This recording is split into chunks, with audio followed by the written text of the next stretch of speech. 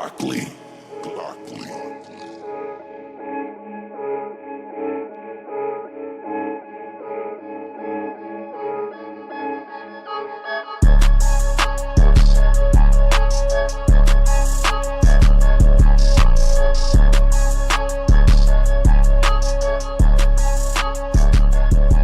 Welcome to another episode of the Couch Bros Sports Podcast.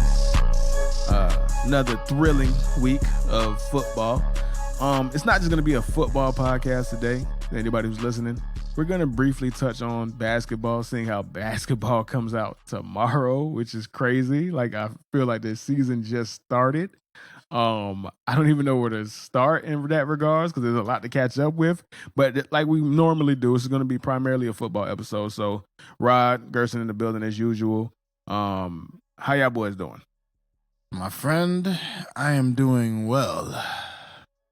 Had a long day at work, but now I'm home. Gonna pick up some of that good spinach later.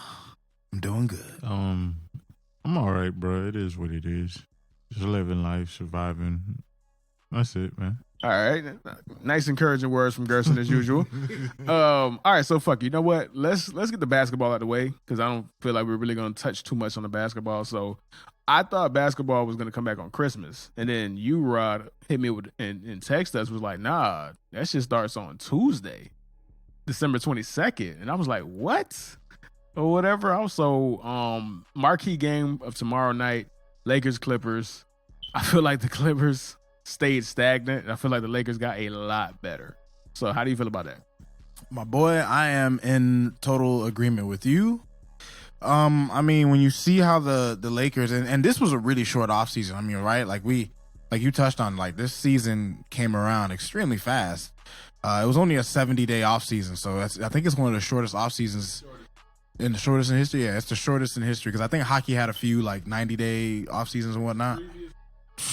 Ridiculous. It makes sense though when you consider the 4-month layover due to COVID.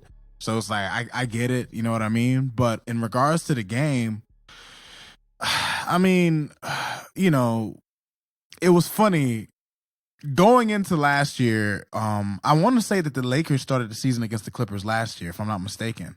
And I remember the hype, the excitement there was for this Clipper squad, and I was on it. I was a part of that bandwagon. Like, you know, Kawhi coming off of a championship win, a really good postseason period, and coming into this year, I don't have that same elation for the Clippers. I just feel like the Clippers, they'll be one of the better teams in the West, but tomorrow night, I think the Lakers are gonna come on the court and just wax them niggas. Like I don't. Maybe I could be wrong. I mean, the Clippers definitely played the Lakers well when they matched up during the season, but based on the offseason that they had, like, who the fuck did the Clippers get? Serge Ibaka? Like who else did they get that's like noteworthy? You know, Nicholas Batum? Like, tell me, you know? I mean, the Lakers, they got the sixth man of the year. They got another nigga who could have been the sixth man of the year. They got two basically sixth man of the year candidates in Schroeder and Harrell. They got Gasol. Like, the Lakers, to me, made some market improvements for their team after losing a couple guys, and they still have the best player in the league in LeBron and a top 5 player in Anthony Davis. So, I mean, you know, yeah, the Clippers have Kawhi, but they also have Paul George, man. And Paul George is what, like a top 20, top 25 player at this point. So tomorrow, when it comes to the game, I just completely see, and not to mention, the Lakers have continuity. They have continuity in the coaching staff. The Clippers, they got rid of Doc Rivers, I think, probably wanted to get the fuck out of there. Dealing with all those niggas, all those personalities. But, I mean, it's going to be interesting to see how it plays out, but I expect a Lakers victory. Well, all right. So here's my take, which no one's going to agree with. I think the Lakers got worse. I feel like, yeah, they added, you know, a person that can score more than Shooter. But fucking, what's his name? Rondo was very pivotal as the second point guard. I feel you, man. When LeBron got off the court. So, like, yeah, I guess, you know, they got more talent, but last year they were really great chemistry-wise. and I just want to see. And of course, LeBron being one of the greatest point guards ever, he can cover up. But Rondo, I feel like was real pivotal, and Dennis Schroeder just showed that 1 year. Like, you really believe Dennis? I don't believe in Dennis Schroeder. Other people may, but I mean, Dennis Schroeder is a sixth man. What are you acting like he's going to be the reason why they're going to make or break them winning the championship? He's not. He's just Rondo. Rondo wasn't. Rondo had the easiest job of his in like literally. They left Rondo wide open. I'm not talking about being wide open. I'm talking about making shots and creating shots for other people. Like, he was. And I don't think you really paid attention to Dennis Schroeder last year because he was doing that. He just wasn't doing that with a team that was on national television every other day. Okay, you feel me? Like, that's what I hate when people do. It's like, and then Dennis Schroeder is gonna have a really good season. He's like, oh, I didn't know he was that good. Well, wait, who said that? Hold up. First of all, oh, you're not, because you're committed to whatever opinion that you have of him. No, it's simple. Like, I don't think he can be the third best player. He doesn't need to be the third best player. They don't need a third best player, bro. They have 2 top 5 players. All right, fine. Like, all right. So who in the West is beating the Lakers? Everybody in the West, outside of the Lakers, even if you say the Lakers didn't get better, everybody else in the West got worse. You think so? You think the Rockets got better with John Wall instead of Russ? They got worse. I don't know. What the Nuggets, if you want to say the Nuggets got better, it's only because they got better by experience. They didn't add to the roster. The Clippers, I feel, got worse because they didn't improve their biggest weakness, which was rim protection, and they lost their 19-point off-the-bench scorer in Montrezl Harrell. They didn't want him. No, he didn't want to be there. No, they didn't want him. He didn't want to be there. But they didn't want him, bro. If he wanted to be there, he would have signed. He took less money to go to the Lakers. Don't make it seem like it's a real problem in that locker room, and it starts with his name, Kawhi Leonard. They don't like that nigga. No. They it's don't. Paul George. It's not Kawhi. No. It's Kawhi Leonard because fam. Think about it. Kawhi Leonard. Would you want to wait hours for somebody to come from San Diego to get on a plane? No, but they respected it from Kawhi. What they really hated was Paul George getting the same treatment. That's what they really hate. I think they hate both of them niggas. Like, but they expect, like I said, they hate Kawhi, what Kawhi was doing, but they respected it because it was from Kawhi. When Paul George does it, that's where the real venom and nastiness came out. Like, it was Paul George and Kawhi. Like, it came as a two. Like, they came together, bruh. I understand that. But they respected it from Kawhi. They like, man, but this is 2 times. Yeah, don't say they respected No, it. because they respect what he did. They respected him choking in the playoffs, so I don't think they care anymore because they respected it if he brought them a championship. There's certain people you just got to respect what they did, period. No, you accept. No, you don't mind it. Don't work There's a that difference way. between a respect. Literally, there's reports. Trust me, it didn't come from Kawhi's camp. There's people in the organization, players and people in the organization that talked about Kawhi himself. So you can't say they respected it. You wouldn't have all these leaks. You feel me? You wouldn't have Montrezl Harrell couldn't wait to get out of there. Like, but they couldn't wait for him to leave too, bro. No, bro. Like they didn't want him, bro. According to you, it's okay. I love how you Clippers fans say that after he's gone, bro. When y'all wanted to re-sign him. Oh, no, we didn't want him anyway. No. He didn't want to be there. No. Like, don't say that. He was garbage. That's fine. He was garbage. Again, that's fine. He took less money. He could have made more money with the Clippers. So you can't say and he could have made. Him. Wait. How much? I think he would have made $10 more million with the Clippers. How much did he get with the Lakers? I know he didn't get max. What's it called? Value? I'm not. I know he could have got $80 million from the Hawks. That's what I heard. Let's actually get to football, bro. We spent 20 minutes arguing about Kawhi Leonard again. How the devil needs to get off of me, dog. But Gerson Gerson was confident. You were confident that your Patriots were going to beat the Dolphins. You were confident. Yeah. So the floor is yours, sir. Well, they're just a better team, fam. They have better talent. Can't deny that. But, like, wasn't that always the case? Like, wasn't that part of the argument that we... Shit, man. I just like talking shit. Especially to Ronnie. So, nonetheless, man, like, it was like, all right. All right, so, okay, all right. So, what did you see from the team? And what's the positive you could take away from it? I mean, the positive is that like we're gonna have a bunch of money next year. Hopefully, we get better talent, and I want Cam to come back, but I don't know what they're gonna do. Bro, let me tell you something, bro. Now, I can't say I can't speak for all of Massachusetts, but I can speak for like 99 people who are on my Facebook. And man, when I talk to you, I've seen the status here. Oh man, I regret buying that Cam Newton jersey to start the year. Oh my God, fuck man, I hope we don't bring Cam back. They're done. The fans, I don't know how Bill Belichick feels in the organization, but the fans, they're fucking done. They're like, yo, fuck Cam Newton. The real closet Boston fans are like, that damn nigga. Like, bro, that nigga's finished in New England, bro. And when you look at his stat, and he had 11 rushing touchdowns, which for a quarterback is extraordinary, right? That's to your point that you made all season long. He's a weapon, but man, you can't ignore. And it's not. And you know what? I know it's not all his fault because let's be honest, the Patriots their best receiver is Jacoby Myers, and we didn't know who the fuck that was until this year. He's been in the league. This is not his rookie season. Like, he's been in the league, but we didn't know who the fuck that was until this year. I will say this before I go to the Dolphins, I'll say this about the Patriots, mostly Bill Belichick.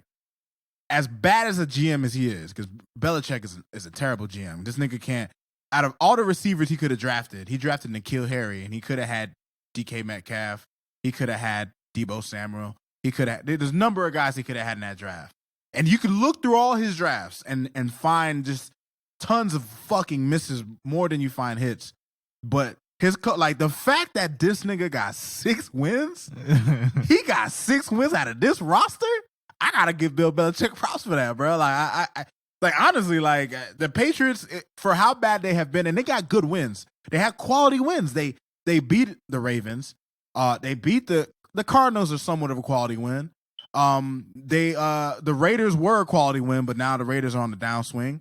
But I mean, I gotta give Bill Belichick some credit, man. Like he took a shit roster that Shannon Sharp said it best. He shopped and got the groceries, and this is the dish that he served. This is the dish that gets served, right? But it was funny, man. I was watching that game and it's crazy how things have changed, bro. Like I was watching that game and the Dolphins didn't play great in the first half, but there was never a point to where like I was worried that the Patriots were going to do anything. You guys only scored 12 points off of 4 field goals. You didn't get in the end zone one time. The Dolphins, shout out to our offensive line, our young offensive line with 3 rookies, completely dominated you guys' defensive line. Like we had 250 yards rushing with our second string and third string running backs. When you look at just the way we dominated both sides of the trenches, which is something that the Patriots, like we took the Patriots formula and we served it to them. And I like to credit Brian Flores for having the game plan that he did, considering the fact that 1, I think it's pretty well known that you can run on the Patriots, and 2, we were missing Devontae Parker. We were missing Mike Gesicki. We were missing Preston Williams. Like we literally, Tua was playing with nothing but backups. Like from the running backs to the tight ends, Durham Smythe was our number one, our leading receiver, bro. Do you know who Durham Smythe is? Do you know who Mac Hollins is? Lynn Bolden, he might actually be a mainstay. He has some chemistry with Tua. But I was pleased with how we played. I mean, I expected to beat the Patriots, bro. I wasn't worried about y'all. Just like you weren't worried about us. I knew we were better. I wasn't worried. In Miami, I'm never worried about y'all. We've won the last, bro, let me tell you something. The last 7 of the last 8 years we've played the Patriots, we won 1 game. Last year was the outlier where we lost at home and we beat y'all in New England. But 6 out of the last 8 times y'all came to Miami, we took that ass. And Tom Brady was there for most of it. So I wasn't worried about a fucking Cam Newton with no weapons coming into New England. Now I feel bad for my dog Herb, you know what I'm saying? Because he had a nice little bet set up that Xavier Howard, he might be defensive player of the year. I mean, because 9 picks, 1 forced fumble, really almost had a fumble recovery for a touchdown. Which I'm sorry, I was super happy when that play came on, Herb. Like I seen that play. To reference what Rod is talking about, bro. So, I took the Dolphins to be up half a point, was basically 1 point. And that is exactly what it would have been if that fumble return didn't get overturned. It would have been 7-6 at halftime. And I would have been a much happier man on this fine Monday evening. But unfortunately, Christian Wilkins' fat ass hit the ball while he was stepping out, and it just ruined my entire Sunday. But go ahead, Rod. Yeah, I mean, when you look at the replay, and you can kind of blame X too, because he could have got it the first time, but he fumbled it kind of in his hands, and then it bounced off of Christian while he was stepping out of bounds. So, but I mean, our defense. I mean, what can I say about our defense? 20 straight games with a turnover. We had 3 sacks. Our defense has been pretty outstanding all year, bro. Especially against teams with lesser offenses. We tend to dominate against them, and it was, you know, the Dolphins, man. Like, I don't know what lies in store for us the rest of the season. We have the Raiders coming up, and then we finish the season with the Bills. I believe we'll beat the Raiders. The Bills is another animal entirely. In order to make the playoffs, we have to beat the Bills because the Ravens. We're fighting the Ravens right now, right? The Dolphins are the 7th seed in the AFC playoff picture, with the Ravens right on our tail. If we win out, we get in. We control our own destiny. The Ravens have like 2 fucking shitty games left. They have a really good chance of getting in. So it'll be interesting to see if we can pull it off. But I mean, can anybody who was going into the season, no matter how optimistic or pessimistic or whatever view you had on the Dolphins, did you like, bro, we completely exceeded expectations far and beyond. No matter what happens the rest of the season, we're finishing with a winning record after being 5-11 last year, starting off 0-7. And I think the main thing about this season, it just goes to show that I think we have the right people in charge finally, since we haven't had the right people in charge since Don Shula. So I don't know.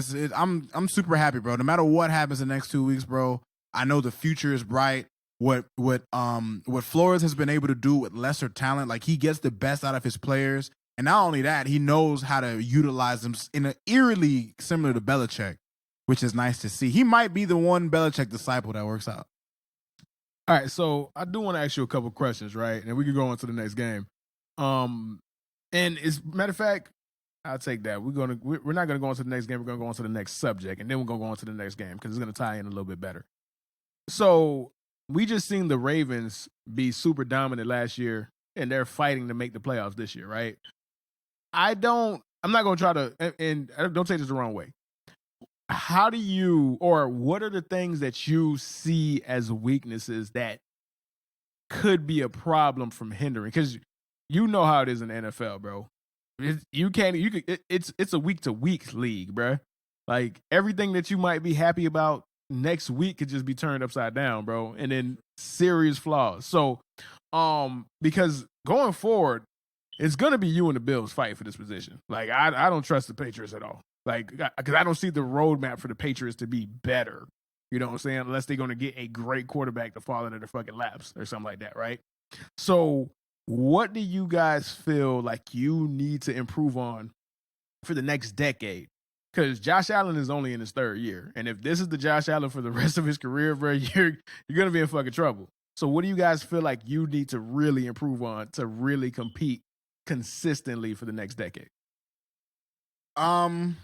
Before I go into that, to your point on Josh Allen, it's funny how like some of these old sayings we have just ring true the older you get. When they say history repeats itself, it's crazy. There was a time where the Dolphins and Bills were the top 2 teams fighting for the division, and the Patriots were always kind of nagging, and the Jets are the Jets. And it seems like that cycle is starting over again. We had Jim Kelly and Dan Marino. Not saying Josh Allen and Tua will be as great as those guys. Like, we don't know anything about these guys. Josh Allen is on the come up. Tua's, he's a rookie, so we'll see where he goes. In terms of improvement, what we need to improve on, I would say when it comes down to it, our offensively, we're going to need weapons to match the Bills because the Bills offensively are pretty fucking great. And we're in really great shape to do that pretty soon because we have, thank you to the Houston Texans. I feel bad for Deshaun Watson, honestly. But I love the fact that the Texans are just we're gonna have a top 10 pick because these niggas are just so abysmal. But I'd like to think that within the next 10 years, we just need we have to maintain whatever defense we have. We're gonna need to improve on that, get even better than we are, especially in the run game. And I mean stopping the run. And then when it comes to the offense, it's just a matter of just putting some talent around Tua that complements him and his game, and I think we'll be fine, bro. Because I mean, this nigga was able to win a game with nothing but backups as a rookie. And oh man, I love all the people who are just like, oh, Bill Belichick he's the rookie killer. And I'm thinking to myself, like, how skewed is that statistic? Because okay, if you're going up against a rookie QB, more often than not, he's either on a bad team or he was a nigga that was not supposed to be in the game. So of course you're gonna have a great coach is gonna have a good record against rookie. What's Belichick's record against everybody? Pretty fucking great. But I mean, I think going forward, we're in good hands. I think the front office will continue to add weapons. Our offensive line picks are actually looking pretty good. I was gonna say we could build the line, but the line's not looking too bad. These guys, I assume, will only get better.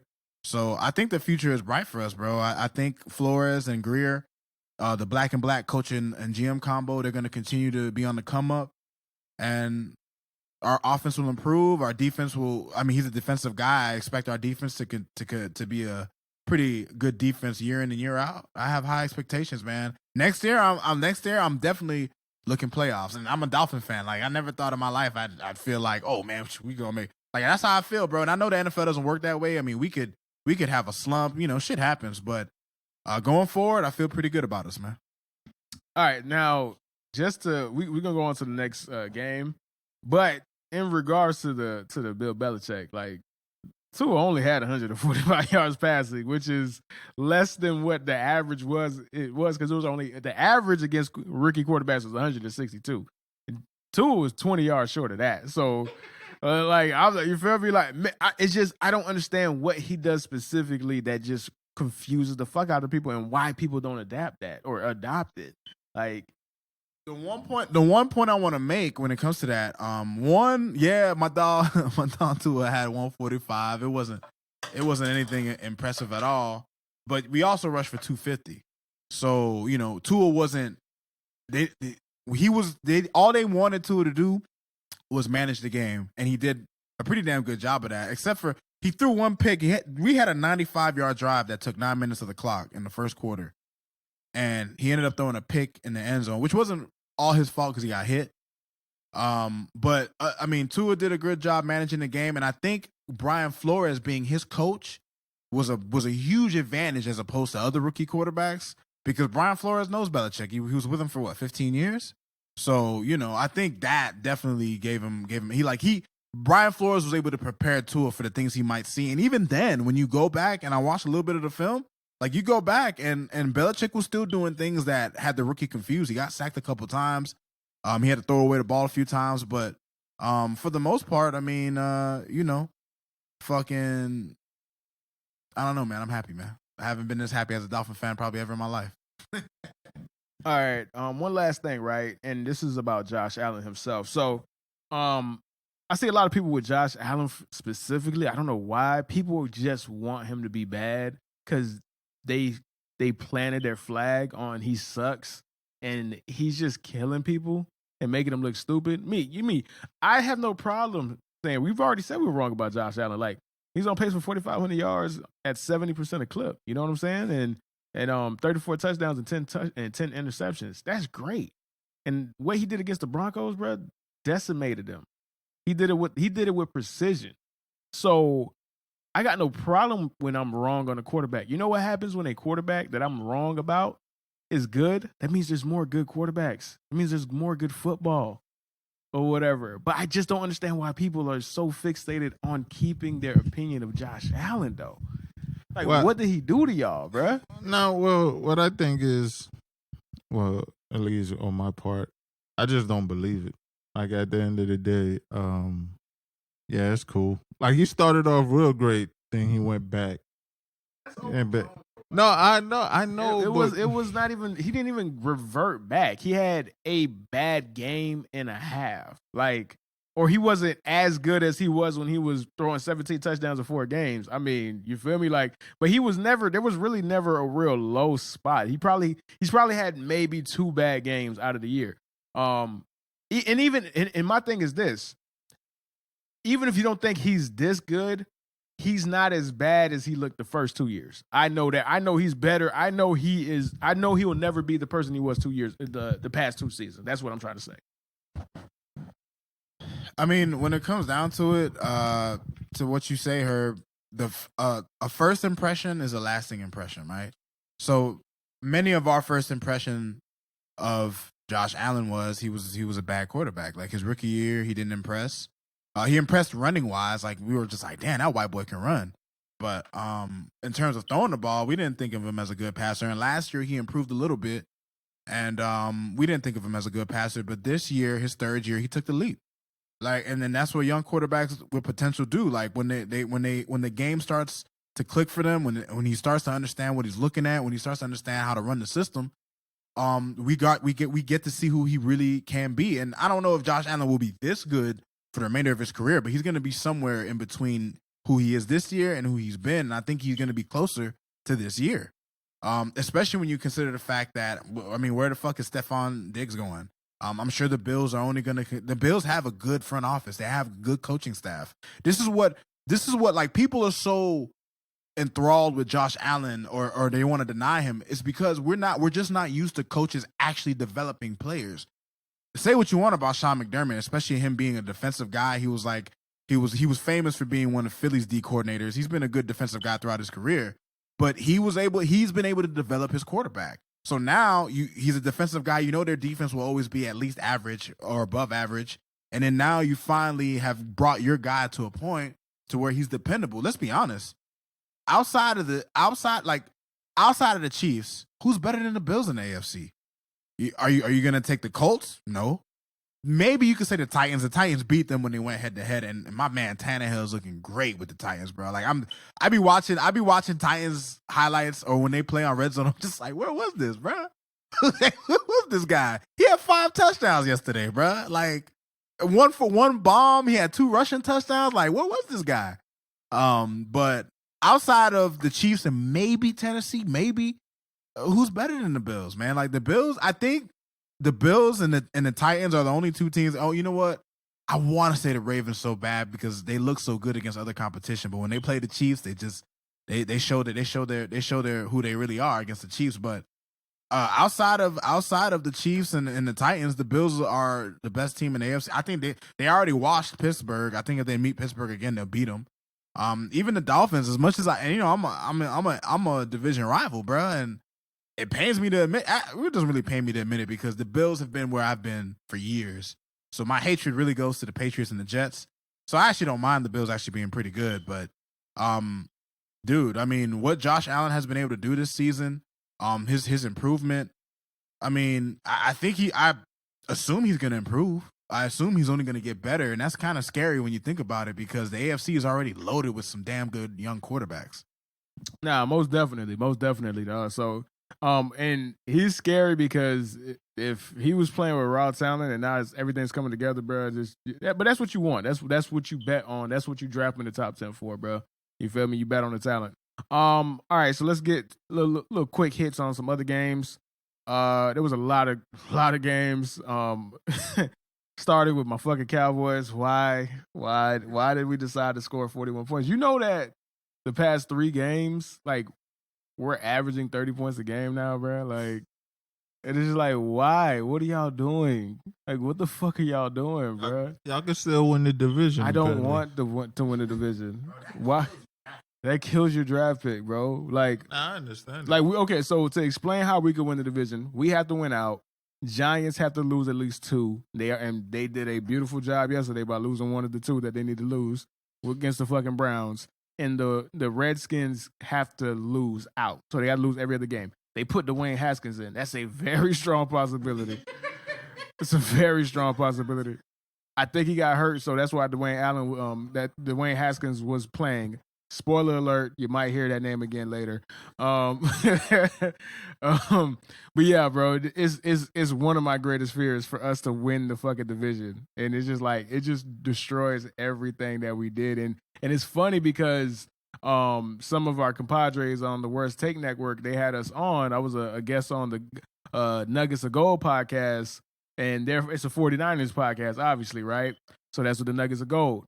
And we were literally on the same fence. Like, they were rooting for the Cowboys. I was rooting for the 49ers, bro. We broke the game down from that aspect, dog. Like, and it was funny, and I was so mad. And I told him, I was like, Like, where do we go from here, bro? Like, and ironically, they're in a better position to need the draft pick more than we do. Because a lot of their players are hurt, but they do need to retool. I was looking at my roster, bro. The roster really doesn't have a hole in it, dog. There's no actual bad position group.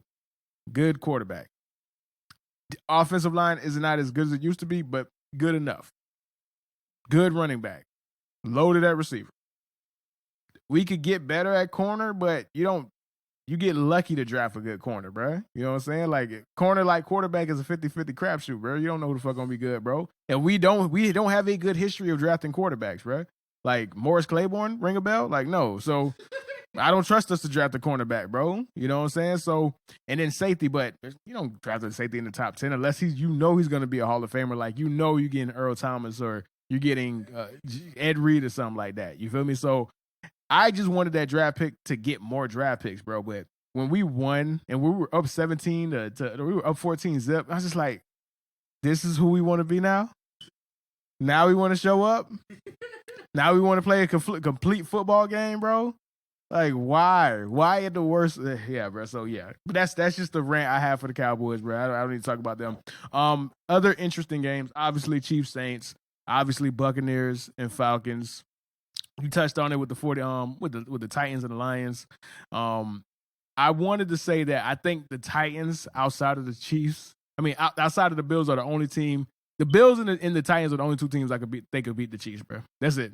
They got to that point. I don't believe anybody else. I don't give a fuck who you bring. Don't talk to me about the Steelers. Clearly, them niggas down 17 zip to the fucking Bengals. Yeah. They bad.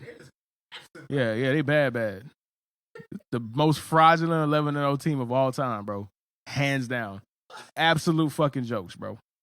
Jokes, bro. That's who they are. 17 zip to the Bengals without Joe Burrow. Jokes. The same Bengals that my team just beat by fucking 30 points last week. Jokes.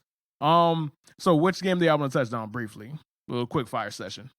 I'll start with Chiefs Saints, man. Man, let me tell you something.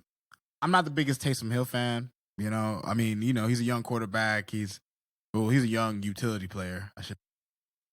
I think they probably should have left him in another week because, and it's crazy because if you look at Drew Brees' his scoring stats, he had 3 touchdowns to 1 interception. So if you look at that, you'll think, oh, Drew Brees wasn't bad, but he didn't even throw 50. He didn't even complete 50%. Drew, the most accurate passer in the history of football, didn't even complete 50% of his passes. He was 15 of 34.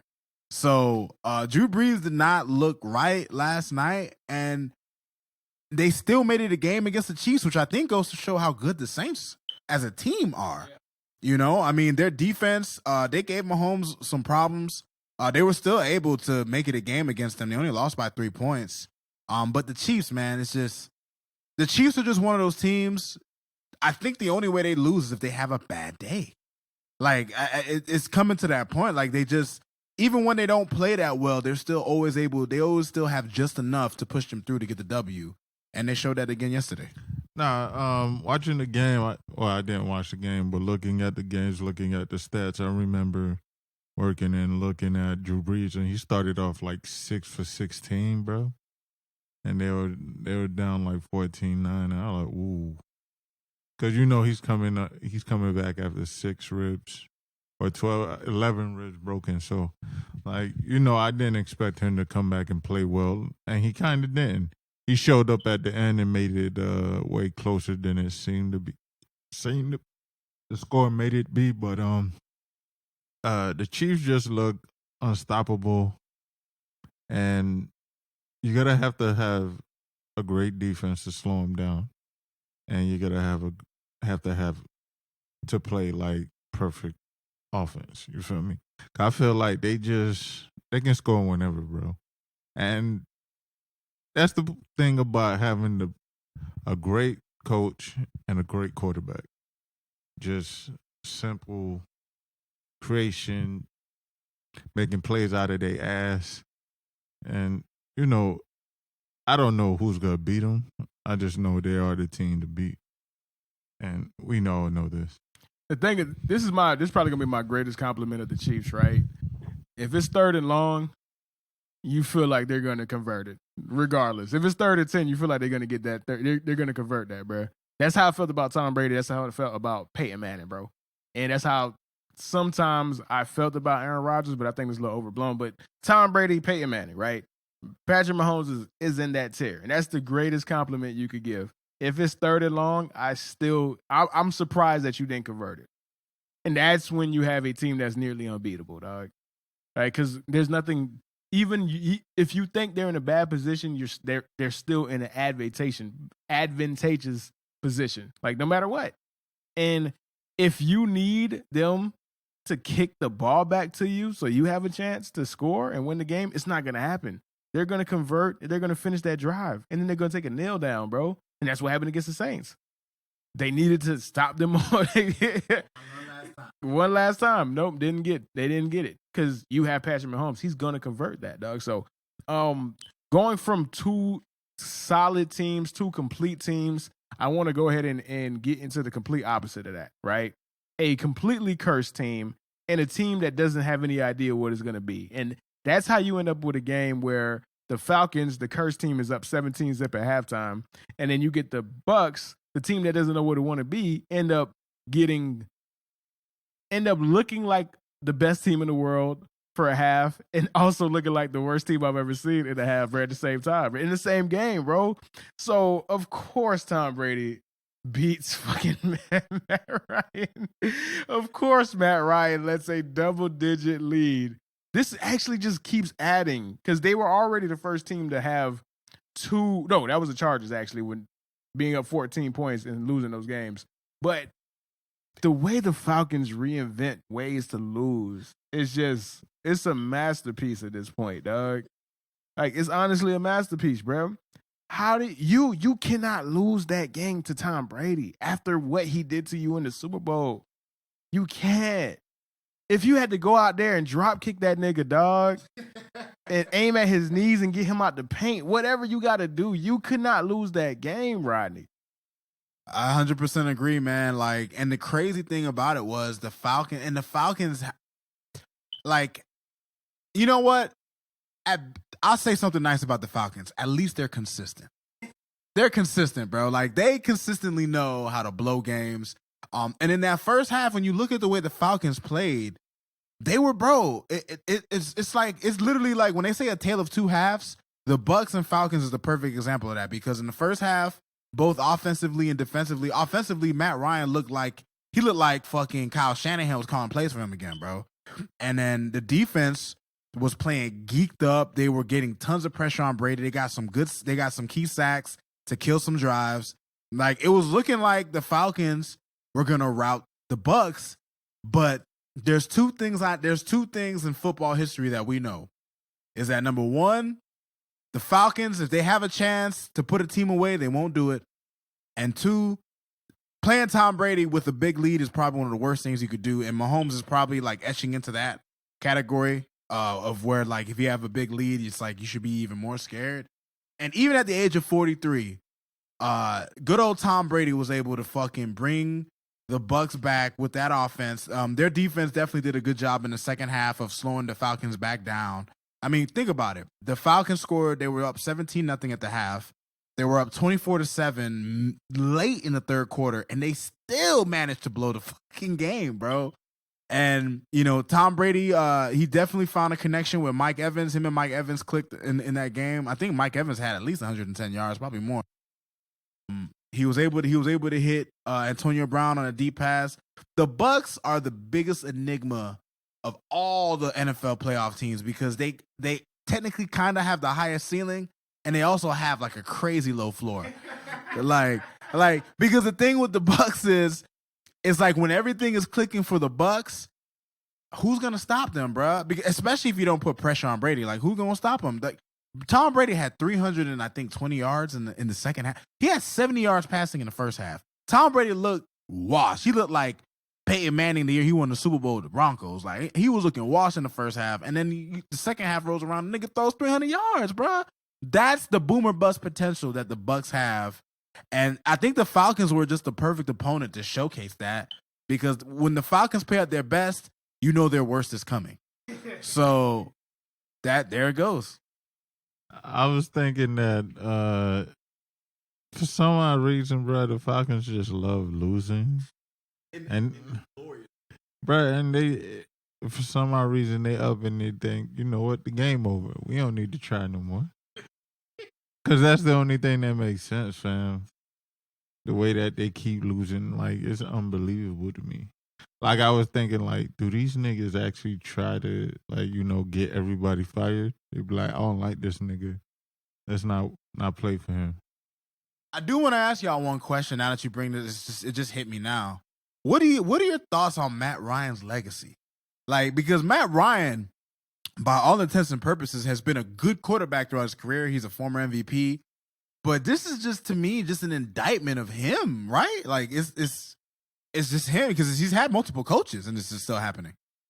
See, Matt Ryan is going to be the poster child of you need context to understand his career, because 20, 30 years from now, right? And this is going to happen with Matt Stafford too. There's going to be stat nerds who are going to be like, oh my God, Matt Stafford had all these passing yards, all these touchdowns. Look at his touchdown to interception ratio. Look at his yards per game.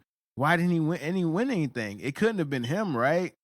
No, he's a part of it. You know what I'm saying? Like, there's a critical pick. You feel me? Or he doesn't make the throw to keep drives sustained. And that's what's happened with Matt Ryan. There's people going to say Matt Ryan was an MVP. Matt Ryan was league MVP. Matt Ryan was half away from being a Super Bowl champion. Matt Ryan has the most incomplete Hall of Fame, ever. Like, Matt Ryan has a statistical profile of a Hall of Famer, first ballot. Matt Ryan cannot get into the Hall of Fame over my dead body. I don't care. Whatever I got to do, I'm going to see to it that he doesn't even sniff Canton, Ohio, bro. And like I said, he has surpassed Matt Stafford for me. He has surpassed Matt Stafford for me. Because there's times where you can say, you know, like last year, right? Last year had one of the worst defenses you could think, bro. If you're putting up 30 points a game and you're losing by 40, bro, you're not going to win. You feel me? That's not really the case this year, bro. There's too many times where these guys could have won and could have won convincingly. And who knows what happens. Like against the Chargers, bro. You're throwing 3 picks against a rookie? Like, you feel me? Every game is something that adds to the loser. Like, Matt Ryan is a loser. And I mean that. He is a loser. Like, some people just find ways to lose. And he's really gonna challenge what it takes to get into the Hall of Fame. Because he has everything you want. The Pro Bowls, the All-Pro, the league MVP. He just doesn't have the consistency when it comes to winning games and doing it repeatedly. Like, and it sounds crazy because from 2000, I want to say 8 on, he's technically won. He's been to the playoffs, couple of winning seasons. It's really recent where they're just losing in impossible ways, and it's kind of clouding the rest of his legacy. But this is becoming a norm. And that's the part that blows my mind, dog. And again, you have to do whatever it takes. You could lose to 31 or 30 other quarterbacks. You can't lose that way to Tom Brady after what he already did to you. How do you look that nigga in the eye, bro? How do you walk across the field after and shake his hand after he did that shit to you twice, bro? You know what I'm thinking too, man? I'm thinking when the Bucs were playing, like at halftime, I bet Tom was telling the Bucs, like, "Don't worry, y'all. This is Matt Ryan and the Falcons. I've been through this already. We got this." Like, and the thing with Matt Ryan is too, and Herb, to your point, like when you look at his resume, bro, his resume is gonna look. His resume is fucking. It's the resume you want a quarterback to have. Checks all the boxes, right? But man, I can't think of a really good quarterback, like someone as good as him that has, like, he's had some pathetic seasons with the Falcons. He's had some 4-12 years, some 6-10 years. I can't think of too many all-time great quarterbacks that have like so many bad, just because like he's been a part of some bad Falcons teams, and he never takes the blame because he has been consistently a good quarterback. But I just wonder about Matt Ryan sometimes. And, you know, I used to kind of dislike him because he was drafted in 2008, and this is when the Dolphins were still in our super mediocre ages, and we drafted Jake Long. who, although he was a Pro Bowl offensive lineman, didn't last long. So that was a wash. That to me, that's kind of busted. You know, I remember a lot of people used to talk shit like, "Oh man, you should have got Matt Ryan. You should have got." So me, I was always rooting against Matt Ryan. Like I was always just like, "Yo, fuck that nigga." Then he made it to a Super Bowl, and he was going up against Tom Brady and the Patriots. And I said, "You know what, Matt Ryan, I will make my due with you once you take this title." They were up 28-3. I'm on Facebook talking shit. I had just moved back from Boston, so I'm talking shit to all my Boston friends. Like, "Oh man, Tom Brady's about to get Peyton Manning in the Super Bowl." Because I like to talk my shit before the game is over, bro. That's more fun that way. You know, fuck it. You know what I'm saying? Whatever. I was really confident that, you know, the Falcons, you know, but 28-3 turned into fucking 28-34 at the end of the game because Tom Brady, well, it was two things. The Falcons are the super movable object, and then the Patriots are just that comeback repetitive force, and then that's what happened. But when it comes down to it, Herb, I'm with you, man. Like, you know what? If I'm being honest, if I'm being objective, not objective, if I'm thinking about how how other people are gonna look at it, the voters and whatnot, he might not be a first ballot Hall of Famer, but Matt Ryan's gonna be a Hall of Famer because I think Phillip Rivers is gonna be a Hall of Famer. I think Phillip Rivers is borderline Hall of Fame. I don't consider him a Hall of Famer myself, but he has the numbers to get in, and I think the numbers, the MVP. Shit like that's gonna get Matt Ryan in the Canton. But looking at his career as someone who watched him, I'm just gonna remember him being arguably the greatest quarterback that choked as much as he did. Like, out of all the great quarterbacks that I've seen in my life, all the guys who were consistently really good, I've never seen someone choke more than this nigga, bro. And that's what will always stick with me. Nah, most definitely, bro. Most definitely. All right, so we're back, and now it's our favorite portion of the show. You know how we end the show, man. Bad dope of the week. Also, you're the worst. And boy, oh boy, the nominees were overflowing, dog. It's like niggas couldn't wait to duke it out for who wanted to be bad dope of the week today, bro. It's like they caught wind of what we doing, and they were like, "Oh, I gotta be on bad dope, bro." The nominees are limitless, bro. The Jaguars getting washed. Patriots, obviously, bruh. Another lackluster performance in over there in Foxborough. I mean, the Jets losing the Trevor Lawrence sweepstakes, bruh. But where are we gonna start? And we have to start. And speaking of the Jets losing the Trevor Lawrence sweepstakes, how did they lose the Trevor Lawrence sweepstakes?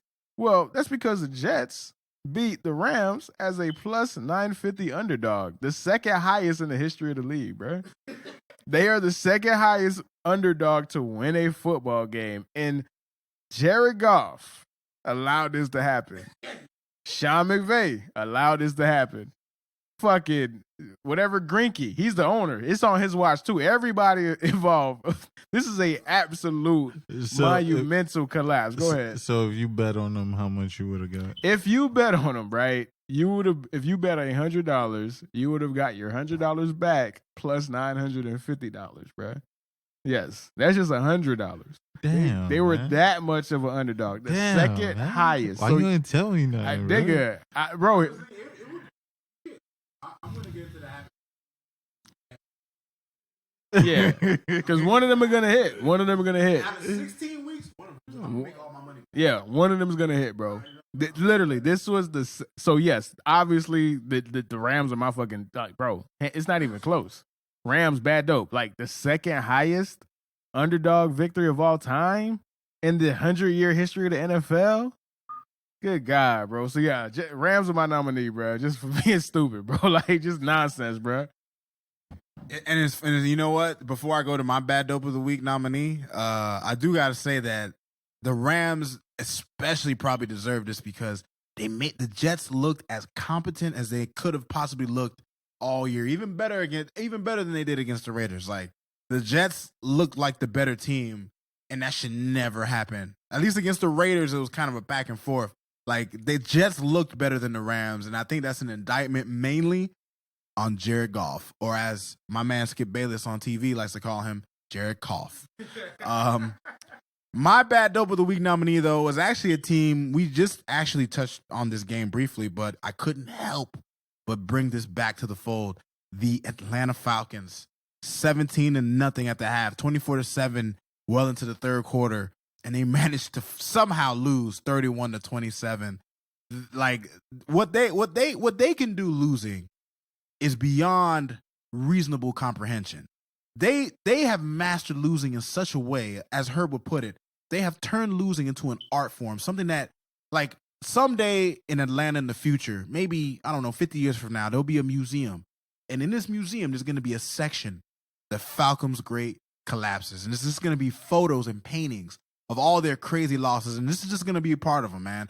Considering Tom Brady, who destroyed all their hopes and dreams of winning a Super Bowl a few years ago, comes back to haunt them in their division. Falcons are my bad dope of the week. Your nominee, Gerson? Well, my nominee is the Patriots for only scoring 12 points, 4 field goals. So, you know what I'm saying? It's bad dope, man. It is what it is. Cam didn't play terrible, but nonetheless, the team did. We let these fuck niggas get a win and be happy, bro. Yeah, nice. Beautiful, beautiful, as usual. All right, so now let's transition over to my other favorite, that thing of every episode. You're the worst. It's a special place in my heart, man. To watch some of the league's finest perform at their absolute worst. And I like to feel like there's a storyline, you know what I'm saying? Like these guys who compete at the highest level and train every day and try their hardest only to get ridiculed by us at the Couch Bros podcast, dog. It's very poetic. And coming in at number 5, which is a starch improvement for where he normally is, going to go ahead with Cam Newton. Cam, normally he's number 1, but he's, you feel me, improved to number 5, taking the top, the 5th spot. It's he didn't do anything bad. He just didn't do anything good either, bro. He was completely in the middle and had no actual effect on the game. Did not throw a touchdown, obviously. He's going up though. 200 yards passing this week. You feel me? So with his improvements, you know, and you know, the QBR going from 2.3 to 25.1, he coming in number 5. Coming in number 4, probably the worst backup in all of football, Colt McCoy. If Colt McCoy is starting for you in a football game in 2020, you know you fucked up in somewhere in the organization. Again, didn't do anything really bad. He just didn't do anything right. If you lose 20-6 in just a complete fashion, just got dominated, and your offense couldn't do anything, you're gonna be on the list. Coming in at number 3, this one is kind of tough on me, you know what I'm saying? Because building up to his return to the starting position, everybody's talking about how he's more mature, how he is, you know, taking football a lot more serious. He's not the spoiled brat that he used to be. Unfortunately, none of that happened, and none of that helped him become a better quarterback in his time away. Coming in at number 3, Dwayne Haskins.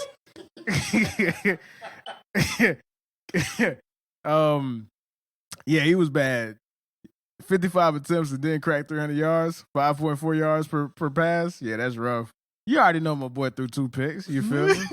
That's just the Dwayne Haskins special. But you feel me? But he wasn't the worst. So we have somebody who decided to take it up a step even further in mediocrity. Coming in at number 2, my boy. And this is probably his first time on here, man. Drew Lock, welcome to the show. You know how you become the second worst quarterback of the week? When you have 32 attempts and you only have 132 passing yards. When you do not throw any kind of yards past 5 yards. This is the week worst, league-wide worst yards per attempt at 4.1. That means that he needs to throw the ball 4 times just to get a first down, dog. Because 3 times isn't enough. Took 3 sacks, was just super uninspiring for his team altogether. But because he was not a part of the biggest collapse, second biggest collapse in history, he did not take the number one spot. So coming in at number one, my guy, my friend, Skip Bayless likes to call him, like Rod said, Jared Cough, and he coughed his way into the number one spot once again. If you look at his stats, they weren't really bad. 200 yards passing, 6.1 yards per attempt, 2 touchdowns, only threw 1 pick, 65% of his passes. But you lost to the Jets. It's an automatic. You're number one. That's it. And because of that, Jared Goff, this week, you're the worst QB of the week, man. All right, y'all boys, man. I appreciate y'all for this journey. Another fun-ass episode, man. Got love. And as you can see, anybody who's listening, the basketball portion and the basketball podcast that's coming up, or the episodes that's going to come up, are going to be very passionate and inspired. And it's going to be a fucking brawl. All right, see y'all next week, though.